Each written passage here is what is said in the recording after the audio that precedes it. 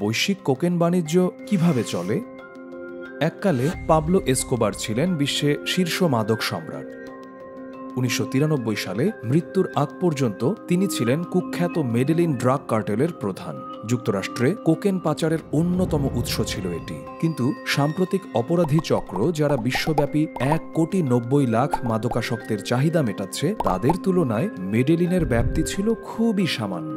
তারা প্রতি বছর ১৭০০ টন কোকেন উৎপাদন করে, যার মোট বিক্রয়লব্ধ অর্থের পরিমাণ দাঁড়ায় রেকর্ড ৮০ বিলিয়ন ইউরো।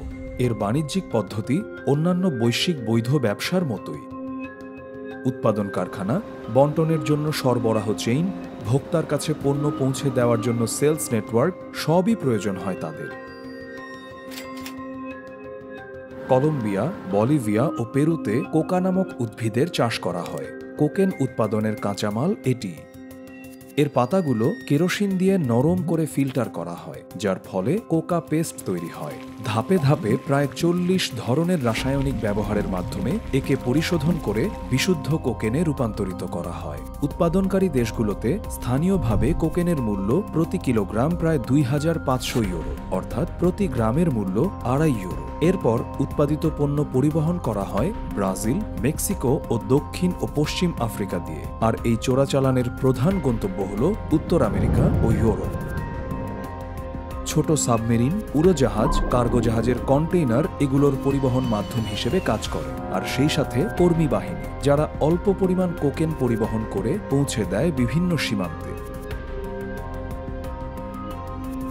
উৎপাদন সামগ্রী ও উচ্চ ঝুঁকির কারণে এর দাম বেড়ে যায়। তাছাড়া চালান জব্দ হলে সেই ক্ষতি পুষিয়ে ওঠা রাজনীতিবিদ ও রাষ্ট্রীয় কর্তৃপক্ষের জন্য ঘুষ, ভাড়াটে আততায়ী বাবদ খরচ এর উচ্চ মূল্যের কারণ।